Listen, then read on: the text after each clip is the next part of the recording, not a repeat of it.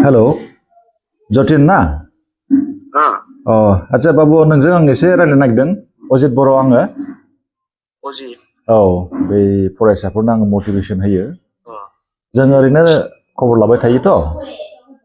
जे फरायसाफ्रा बबेहाय माबायदि दं माबायदि गैया आरो जों लुबैयो गासिबो फरायसाफ्रानो उथ्रिसार जाथों खायफा प्रफेसार खायफा डक्टर खायफा इन्जिनियार अफिसार बिजनेसमेन मोजां जाथों बेखौनो जों लुबैयो आरो ना आङो बहुत छात्रफोरखौ बिदिनो मटिभेसन होबाय खायफा बै बिजनीनि सासे फरायसुलि दङ सोरांस्रि बसुमतारी होननाय बियो मानसिया फरायसुलिया डिसेबोल माने पेरालाइज होनना बुङो आरोखि हेन्डिकेप दा बे फरायसुलिया आंनि इउटुब चेनेलखौ नायदों फेसबुकखौ नायदों बेखौ नायनानै बै फरायसुलिया थुलुंगाखांदों आरो ना बियो आंखौ क्लास 9 निफ्रायनो फन खालामदों क्लास 9 पास जाबाय 10 पास जाबाय 11 पास जाबाय 12 पास जाबाय दा डिग्रियाव फरायगासिनो दङ बे फरायसुलिया गावनि गोसोखौ एसे बोलो गोरा खालामनानै माने देरहासारनि मोनसे जारिमिन सुजुनो थाखाय बोलो होनानै बियो आवगायबोदों बिसोरनि न'खरा अबस्थाबो गाज्रिबाव जानोबो गैबावा होनब्लाबो फरायसुलिया गोसो बायाखै आरो ना नों थाखो 10 ना टेस्ट परीक्षा जाखांबाय नामा प्रि टेस्ट जाखांबाय अके प्रि टेस्ट जादोंबा दा नोंहा फाइनाल परीक्षा जासिगोन फाइनालनि थाखाय नोङो गोसो होथाब फरायनांगोन जेसेबां हायो एसेबां फराय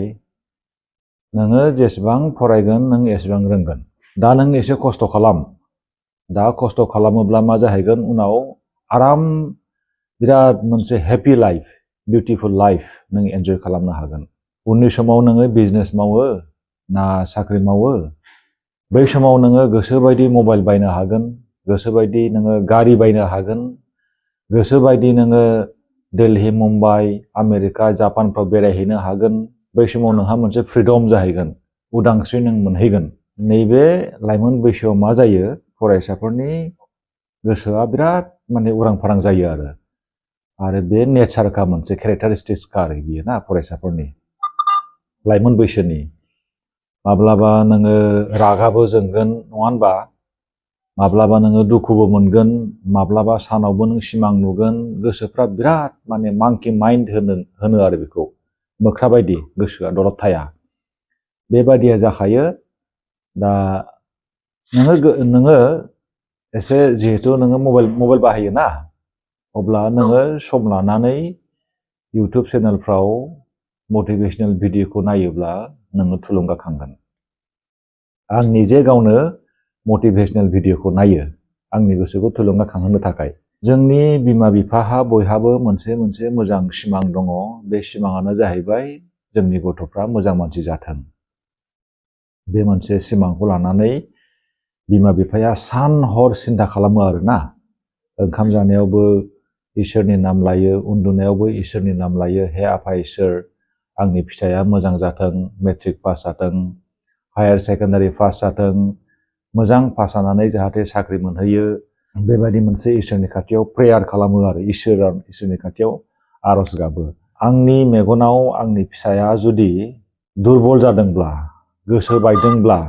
होनबा आंबो निश्चय गोसो बायगोन नङा होनबा आंबो दुरबल जागोन जिहेतु जोंनि बिमा बिफाया जोंखौ जोनोम होदों बिराद गेदेरथार मोनसे थांखिजों बेनिखायनो बिमा बिफाखौ जों माब्लाबाबो दुखु होनो नाङा आंनि बिमा बिफाया दाबो थांनानै दङ आंबो दुखु होफेराखै क'क्राझारनि सासे फरायसुलि बिनि बिमा बिफाया बै फरायसुलिखौ ACS अफिसार जानांगौ होननानै थुलुंगा होबोदों नाथाय बै फरायसुलिया खेबसे परीक्षा होनायाव फेल जाबाय फेल जानायाव बिमा बिफाया दुखु मोनदों आरो मानो फेल जानांगौ ओमफ्राय फंनैसो बिदिनो एसे रायदोंबो आरो फिसाजोखौ दा फिसाजोआ ओरैबायदि जानजि खाफ्राबाय जे आङो ओरैबायदि मोनसे खामानि मावगोन जे आंनि बिमा बिफानि मेगनाव रंजानायनि मोदै बोहैहोगोन होननानै मोनसे थि खालामबाय आरो बै फरायसुलिया ओमफ्राय बोसोरसे फेल जानायनि उनाव बियो ओरैबायदि फरायबाय बिनि फरायनायखौ न'नि मानसियाबो मिथिया बियो न' सिङाव थायो आरो गोनां जायोबा बाहेरायाव थाङो फैफिनो बिदि फरायदों बिमा बिफाया मिथिया परीक्षा होबाय परीक्षा होनायखौबो बिमा बिफाया मिथिया रायबायसो थायो आरो नों मानो फरायाखिसै नों मानो फरिखा होआखिसै होननानै रायबाय थायो खिन्थु फिसाजोनि थांखिया जाहैबाय मा बिमा बिफाखौ सारप्राइज होगोन आरो गोमो होगोन थारमाने फरिखा होबाय फरिखायाबो जोब्बाय बिमा बिफाया मिथियाखिसै रायजानायखौ बियो सहायदों दानिया रिजाल्ट फैबायना APSC आनजादनि रिजाल्टआ फैनाय लोगो लोगो फिसाजोनि मुङा रिजाल्टआव फैबाय पास जाबाय दा मानसिफ्राथ' ज' फैबाय जे नोंनि फिसाजोआ पास जाबाय बिमा बिफाया ओरैबायदि आसरित जाबाय जे गाबदों आरो बिमा बिफाया माने रंजानानै गाबदों जे आंनि फिसाजोआ बे रोखोमनि APSC पास जाबाय बिराद मोनसे रंजानायनि फोरबो जाबाय आरो बिसोरनि न'खराव दा बे फिसाजोआ अफिसार जाबाय सासे अफिसार जानानै जुदि दिन्थियोब्ला होनबा बियो न'खरनि थाखायल' नंला बर' समाजनि थाखायनो मोनसे देरगाथाव आरो बे फिसाजोजोंबो आङो मोनसे इन्टारभिउ लादों किरण बेदी मोसाहारि होननाय नोङो बेखौ आंनि इउटुबावबो नुगोन किरण बेदी मोसाहारि माने बेबायदि मोनसे चेलेन्ज लादों आरो बियो चेलेन्जआ जाहैबाय गावनि गोसोआव मोनसे चेलेन्ज आरोखि जे आङो जेरैखि जाया उथ्रिसार जागोन बिमा बिफाखौ आङो रंजाहोगोन आरो आङो मोनसे हेल्दी लाइफस्टाइल आङो खालामगोन दा बेनिखायनो जोङो दा गावनि लाइफखौ ओरैबायदि स्टाइलिश खालामनांगौ सान हर लेखा फरायनानै स्टाइलिश खालामनो हागोन फरायखांनानै जेब्ला नोङो उथ्रिसार जागोन नोङो थाखा फैसा खामायगोन रावनिफ्रायबो नोङो बिनो गोनां जेबो जानाय नङा नोंनि लाइफआ स्टाइलिश जागोन एकदम मोजां गस्ला पेन्ट लंपेन्ट सुट ब्लेजार घड़ी जुथा मा गानो गान नोंखौ नुयोब्लानो रोजा फरायसाफ्रा थुलुंगाखांगोन आरो दा बेनिखायनो नैबे फरायसा समाव एसे खस्थ' खालामनांगौ आरो ना दा बिमा बिफाया जोनोम होबाय जोंखौ बिमा बिफाया जोनोम होआमोनब्ला जोंखौ जुदि फोरोङामोनब्ला जोङो जाम्बा जागौमोन आंबोथ' जाम्बा जागौमोन ना बा नोंबो क्लास 10 सिम नोंबो सौफैनाय नङामोन नों खैथायाव सिखारो ओरैनो 4टा 5टा बिराद मोजां 4टा 5टायाव जाय सिखारो बिराद मोनसे मोजां सम मोनो बिराद निजोम सम मोनो नोंथ' ओरैनो मोजांखा फरायनायाव दा नोङो आरो साबसिन जाबावनो हागोन आरोखि ना ओरैबायदि सिमांला जे आं जेरैखि जाया मेट्रिकखौ आं पास खालामगोन नोङो सिन्था खालाम दिनै माखासे मानसिफ्रा अख्रां सा बिरदों सुनिता उइलियाम्सआ सासे आइजो बे आइजोआनो अख्रांमायाव थांदों सासे आइजोआ जुदि अख्रांमायाव थांनो हायोब्ला बेबोथ' जों बायदि मानसियानो जोंबो हायो खिन्थु जोङो मा खालामनांगोन गावनि आथिं आखाइ गोसो मेलेम गासैखौबो जोङो एम्पावार खालामनांगोन गोहोगोरा जों खालामनांगोन नेहा बियादबाला बेहा मोनसे थांखि दङ UPSC आनजादखौ पास जानानै IAS अफिसार जानाय बिब्दिनो बियो थांखिखौ जाफुंसार जाहोनो थाखाय मा खालामदों मबाइल फननिफ्राय बे गोजानाव थादों फार्स्टआवनो बेनिफ्राय बे फरायबाय सान हर फरायदों फार्स्ट UPSC एग्जाम होनायखौ बियो फेल जाबाय फेल जाब्लाबो खिन्थु बियो दुखु मोनाखै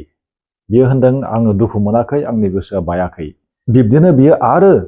नाजाबावबाय सेकेन्ड टाइमावबो बियो आरो फेल जाबावबाय होमब्लाबो बियो बुंदों आं गोसो बायाखै आरो थार्ड टाइमाव बियो होबावबाय खेबथाम होबावबाय खेबथामावबो बियो फेल जाबाय फेल जानायावबो बियो दुखु मोनाखै खेबसे खेबनै खेबथाम फेल जाबाय बियो आरो खेबब्रै होबाय खेबब्रैनि उनाव बियो पास जाबायना दिनै बियो सासे IAS इन्डियान एडमिनिस्ट्रेटिभ सार्भिस सासे अफिसार जानानै अख्रां सा बिरगासिनो दङ लाइमोन गोहोआ ओरैबायदि मोनसे गोहो खस्थ'फोरखौ सहायनो हानाय मोनसे गोहो मोजां मोनसे सिमां दानो हानायनि गोहो गाज्रि लोगोनिफ्राय गोजानाव थानांगौ गाज्रि साननायनिफ्राय गोजानाव थानांगौ फुङाव सिखारनाय लोगो लोगो नों इसोरखौ खेबसे खुलुमदो लेखा फरायदो टेन्टनो ओंखारोबा एसे थाबायग्लांदो न'आवनो मबाइलखौलाय नोङो मा उननि समाव नों नुखागोन बेसेबां मबाइल नायबाय था नोङो देनां नङा होनबा मा गारि नांगौ नोंनो लाख थाखानि गारि बायदो आखायाव नोङो मबाइल दामि लादो नोंनि पकेटाव गारि साबि थागोन आरामसे माने दामि घड़ी दामि जुथा दामि गस्ला दामि लंपेन्ट बायदो जेरावखि थाङा थांदो नोङो स्टाइलिश जानांगौ आरो ना थ' लाइफआ बेसो खिन्थु जोंनि समाजाव माखासे लाइमोनफ्रा ओरैबायदि जादों दा खायफा जौजोंनो जुवाजोंनो सिगारेटजोंनो नाख्रेब जाबाय माने ड्राग एडिक्टेड जाबाय बे जोंनि थाखाय दुखुनांथाव बिराद दुखुनांथाव आरो बिसोरो माने जिउ थासेयावबो गोथै जेब्लासिम जोङो थांनानै थाबाय थागोन अब्लासिम जोंखौ अननांगोन प्रिपारेसनखौ जोङो जेरैखि जाया जानजि खाफ्रानानै खालामाब्ला जोंनि खाफालाव जोङो सोनारनो हाया सोरनिबा सायाव जोङो सोनारनो हाया जों गावनो प्रिपेरेसन जों खालामनांगोन आरो नैबे समा बिराद डेन्जार खिन्थु नोंसिनि बे समा ओरैबायदिबो जायो माब्लाबा नोङो बांद्राय साननानै नोंसिनि आइ आफानियाव आंनो मटर साइकेल नांगौ आंनो मबाइल नांगौ बे रोखोमनिबो नोंसोर सानफ्लांनो हागौ आरो ना बे बैसोनि साननायानो जिहेतु उरां फारां जाखायो नालाय सासे गथ' खांनाया एसेबां गोरलै बाथ्रा नङा नोंनि आइनि उदैयाव नोङो खै मास दंमोन मिथिगौ नोङो 9 मास दंमोन ना बै 9 मासाव नोंनि आइया बेसेबां खस्थ' मोनदों आंनि आइनि उदै सिङाव आङो 9 मास दङमोन बै समावबो आइया खस्थ' मोनदों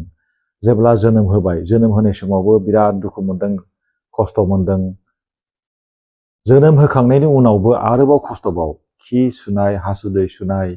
ओंखाम दौनाय आरो बेफोरखौ गासैखौबो सेक्रिफाइस खालामनायसो बे जोंनि थाखायसो जाहाथे गथ'फ्रा मोजां जायो बिनि थाखायसो दा बिमा बिफाया जोंखौ जिहेतु खस्थ' होनानै जोनोम होदोंब्ला जोङो खस्थ' होला दा नङा होनबा बिमा बिफाखौ जोङो सिबिनांगौ अननांगौ बिमा बिफाखौ आंनि बाथ्राया नोंनियाव हाबदोंना हाबाखै फंबाय हाबदोंना